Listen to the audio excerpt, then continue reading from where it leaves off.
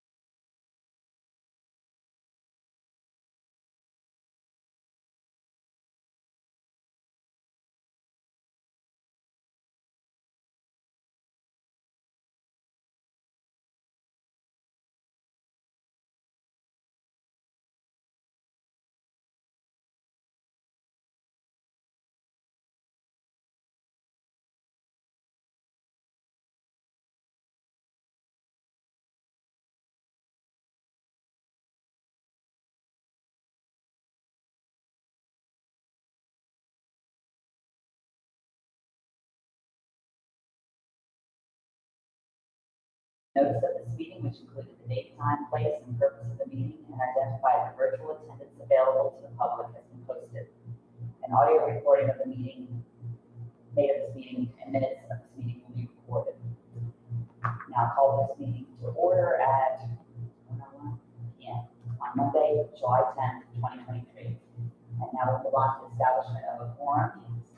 Okay. Perfect timing. You're given the attendance. Okay, perfect. Okay. As I call the names of the board members, please state the location of your presence for this meeting. I'm Jean Cook, and I'm present in Jackson at the MCSAD boardroom. Lee Durrett. President, people of Mississippi. Thank you. Don Hinton. President County for Mississippi. Thank you. Kimberly Remack. Candace Robbins. President in the boardroom in Jackson. Thank you. Marcy Scoggins. President in the boardroom in Jackson. Thank you. Jennifer Whittier. President for Katy, Mississippi. Okay, thank you. A quorum is present for conducting the meeting. So now we'll move on to the pledge of allegiance and the invocation, the reading of the mission. I'll please your pledge. Pledge allegiance To the flag of the United States of America and to the republic for which it stands, one nation, under God, indivisible, with liberty and justice for all. Marcy, your invocation. Joining moment of prayer. Father God, we just thank you for this day and another opportunity, Lord, to love you more and serve you better. I want to thank you for this board. I want to thank you for this staff and the leaders, both here in the school. Most importantly, Lord, we want to thank you for the children that we know that we represent. I pray that you be with us today during our meeting, guide and direct our decisions. For it's in your son's name we pray. I'll read the mission, the charter school authorizing board. The mission of the Mississippi Charter School Authorizing Board is to authorize high-quality charter schools, particularly schools designed to expand opportunities for underserved students. And now we move on to the adoption of the agenda, and I will entertain a motion of approval of today's agenda, and please identify yourself for the record. Thank you. Can I get a second? Second. Thank you. Any discussion? Okay, hearing none. All those in favor? Aye. Any opposed? Okay, the motion carries. All right, then we'll move on to the approval of the minutes of the June 12, 2023 regular monthly meeting. And you received a copy of the minutes in advance, and I will entertain a motion for approval. Second, Marcy. Thank you. Can I get a second? Second, Candace Robbins. Hearing none, all those in favor? Aye. Any opposed? Okay, the motion carries. Now we're going to move on to the approval of the minutes of the June 28th, 2023 Performance and Accountability Committee meeting. And you, board members, have also received a copy of the June 28th committee meeting minutes. A change was made, I'll note, to correct Jennifer Whittier's location at the time of the meeting. And I'll now entertain a motion for approval of the June 28th minutes. Thank you. And a second? Second, Keith Roberts. Thank you. Any discussion? Okay, hearing none, all those in favor? Aye. Okay. Any opposed? Okay, the motion carries. I don't have the chair report. I've been, other than I've been in contact with Dr. Victoria since our last meeting. And move on to your report. Thank you. Well, it's good to see everybody in person, and I hope everybody on the phone line can hear me okay. Just going to start with a reminder to be sure and review the newsletters that we send out. They're in your packet, and they are full of good information for the schools and for you guys as well.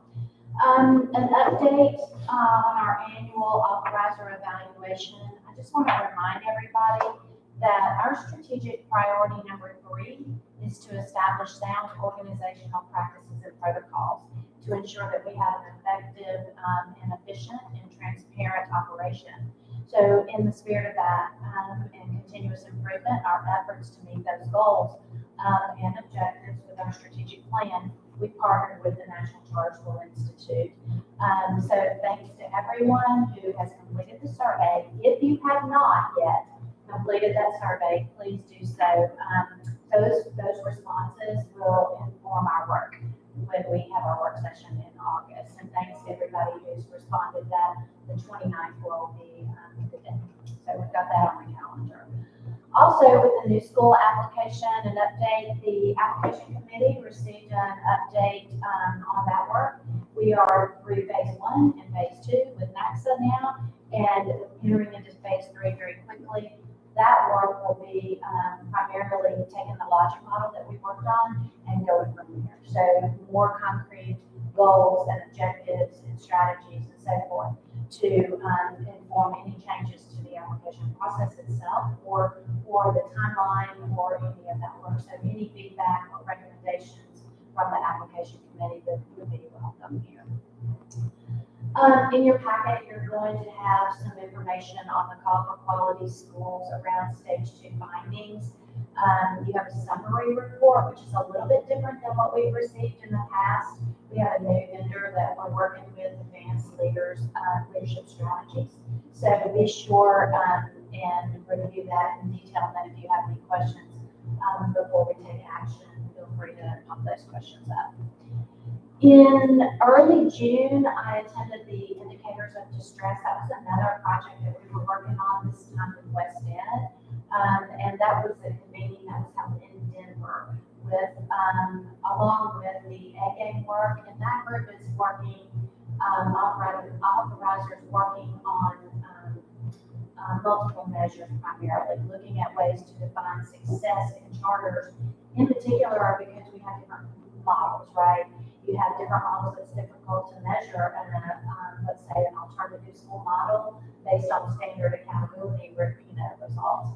And so that's the real work of the A-Game. The Indicators of Distress is a whole nother body of work, and that's going to be based on research that they're collecting to inform authorizers of early warning systems. So what are those indicators of distress that we can look for to intervene earlier so that the schools can hopefully be successful? I'm excited to say that a proposal that we sent to the Society for Research on Evaluation and Effectiveness, I think is their acronym, but we're going to be able to present that body of research in the fall. So that's exciting to be a part of that work. That we'll do that with Ball State University, Delaware, and then West Ed, and we'll be represented. So that's nice. The CSP grant is ongoing. You know, that work is ongoing with our 2 schools, Revive and with SR1. both of the schools have now sent in claims. So we've done an initial review of both of their claims, and we'll do a secondary review based on their feedback in the coming days and weeks. So that's moving forward.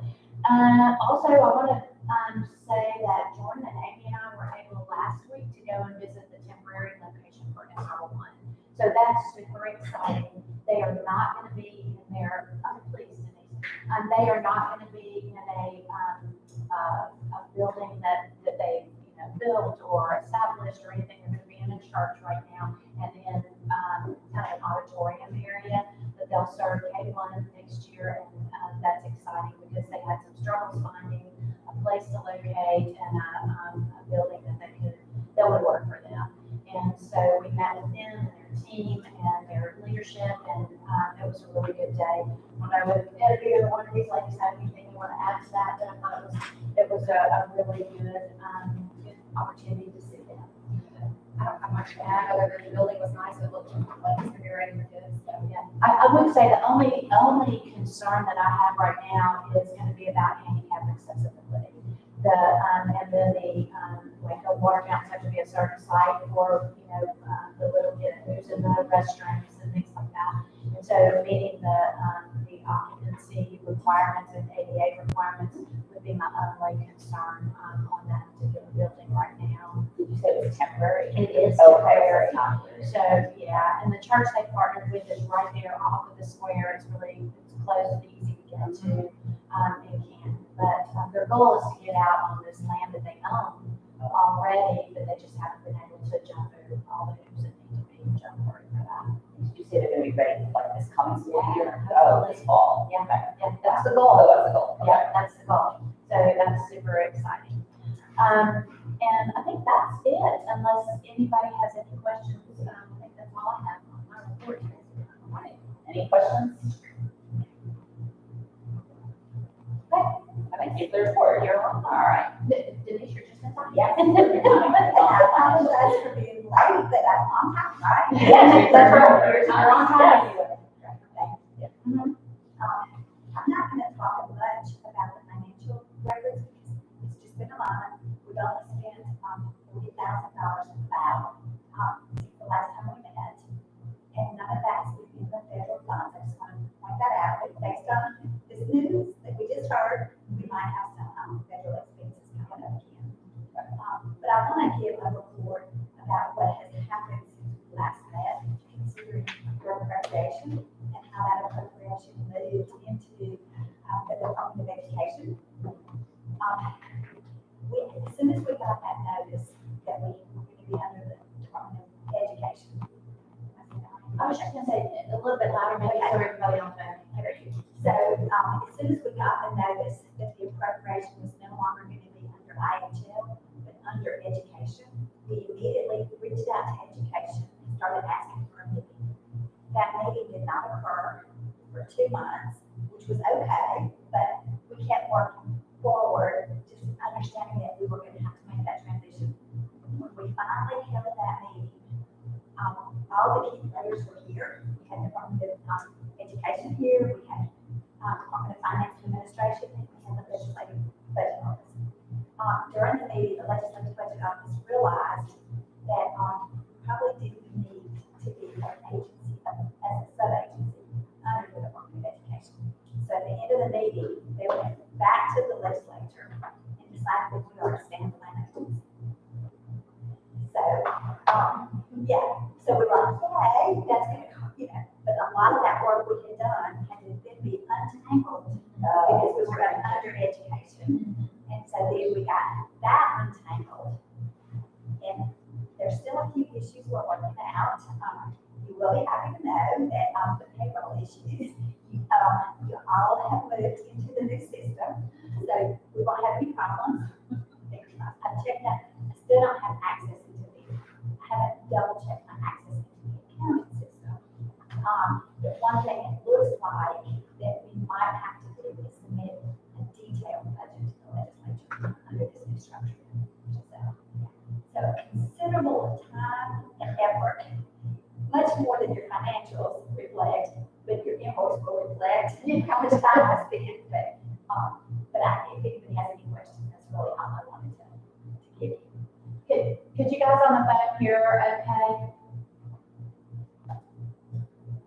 Yeah, Okay, great. Does anybody have any questions for Denise?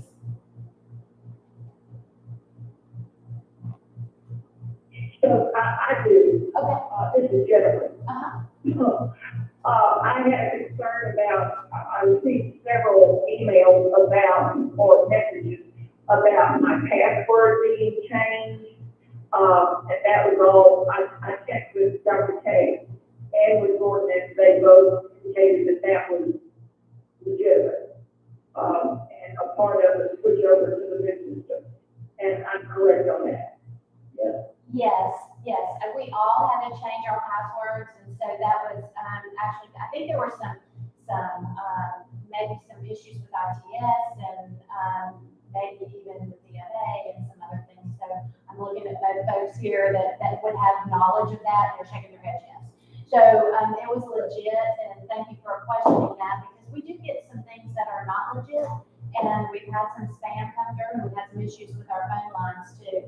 So I think all of that's been cleaned up, and we're in good shape. We just apologize that it happened. Sure. ITS was never informed that there was an issue about moving. Yeah. And so somehow or another, they made a switch without having acknowledged that why they were doing it. So I got it reset. So Thank you. And I do want to say thank you to Denise. She has worked really, really hard to get this shift over from IHL to the department and make all of these changes.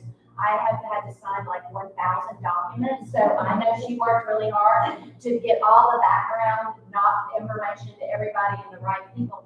Who knew there were like all these people except for Denise, who else knew that there were all these people to make all these moving parts happen so that one agency could operate financially? I had no idea until we all met here. So anyway, thank you, Denise, for all your hard work on that. Is it preferable to just be your own agency now? Okay, Yes, yeah, and so our funds will still flow through the department as a standalone agency, as far as I know. It will be a sub-agency for this year, and then we'll be a standalone. So we hope we'll have our own appropriation. Yeah. But we don't know that. we don't know that for sure. Have to have another conversation. Okay, so, but anyway, thank you. Yeah, it was a lot of work. Oh, yeah, right. Yeah. All right, so thank you. All right. And it looks like we have a committee report. Ms. Lear will provide a report on behalf of the Performance and Accountability Committee. Yes, the performance and accountability meeting, the Mississippi Charter School Authorizing Board was held at 1 p.m. on Wednesday, June 28, 2023. Dr. Karmachari presented the draft expansion policy and amendment request process and expansion application. Her overview included proposed timelines for application submission and board action. Committee members discussed eligibility requirements and minor edits to the document.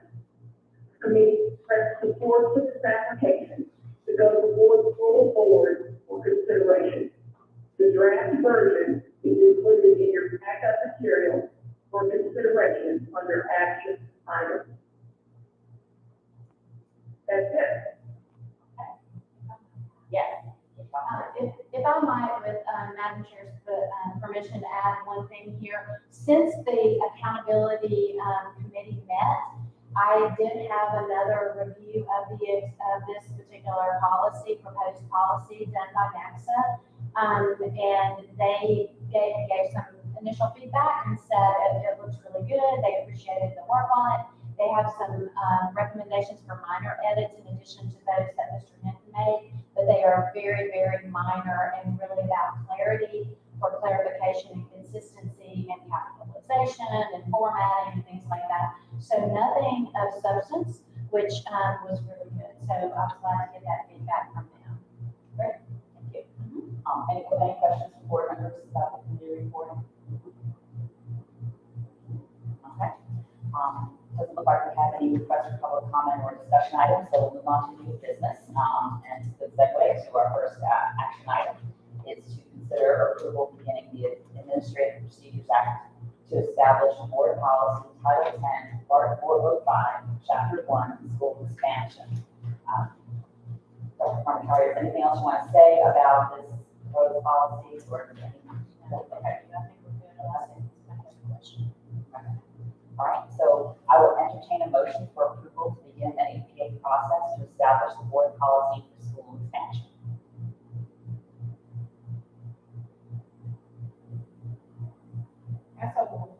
Thank you. Can I get a second? I'll second it. All right, thank you. Thank you. No, you want to speak? Oh, okay. Yeah, you're here, so that's you. Okay, thank you. I guess we're all here. I don't know if you can see who you are. Okay, all right. Any discussion? All those in favor? Aye. Aye. Any opposed? Okay, that motion carries. All right, our next action item is to consider approval stage 2 threshold quality review recommendation for Clarksdale Collegiate Prep. So I'll entertain a motion to approve the stage 2 recommendation to move Clarksdale Collegiate Prep through to stage 3 of the cycle. Please identify yourself for the record. So moved, Marcy Snyder. Thank you. Can I get a second? Second, Candace Roberts. Okay, thank you. Any discussion? All right, hearing none, we'll take a vote. All those in favor? Aye. Aye. Any opposed? And the motion carries. All right, our next action item is to consider approval of the stage 2 threshold quality review recommendation for Level Up Academy. And I will entertain a motion to approve the stage 2 recommendation to deny Level Up Academy to continue to stage 3 of the cycle. Please identify yourself for the record. Can you repeat that again? Sure. I'll entertain a motion to approve the stage 2 recommendation to deny Level Up Academy to continue to stage 3 of the cycle. So moved, Marcy Snyder. Thank you. Is there a second?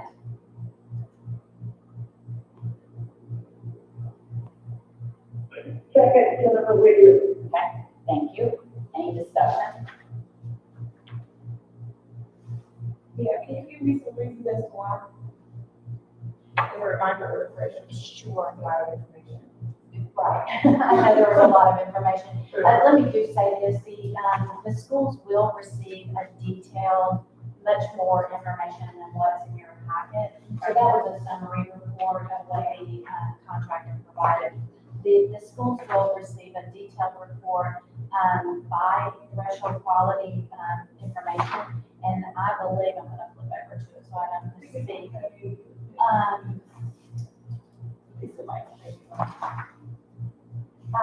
Let's see, Candace. So, almost everything, every standard, let me make sure I say this correctly, was either substantially inadequate or minimally adequate, that's a hard to say. So throughout the entire review. So the reviewers had little to no confidence that the school was prepared, to put forth an application, that was quality and that deserved and merited or warranted a full review at stage 3. You can see the details, and I'm happy to read through the details if you like. I can just show you. So,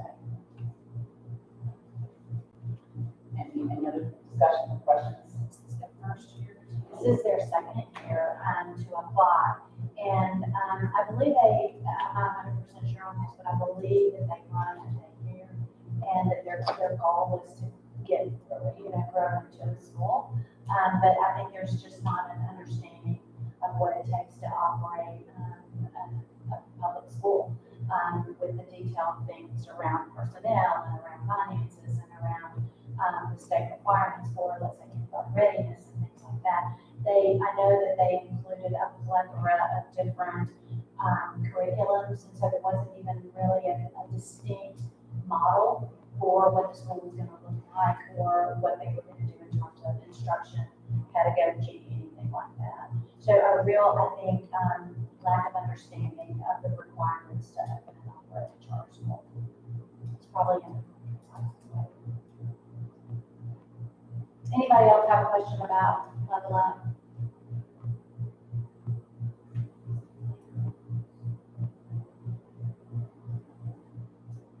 I just have a question. Do you know if they're working with Mark or any? I believe they did. I don't know to what degree. So, both of the applicants, I think, worked with Embark, but again, I don't know to what degree they were able to work with them. All right, I'll move on to a vote. Again, we've got a motion and a second to approve the stage 2 recommendation to deny Ludlow Academy to continue to stage 3. So all those in favor? Aye. Aye. Any opposed? Okay, that motion carries. All right, now we have an information item on the FY24 office lease. Do you want us to standard? Oh, Just a standard annual lease that we do, it costs us nothing. Okay, So oh, it's a okay. good use. So it's there. All right, okay. And now we have consideration for executive session. We do have consideration for that.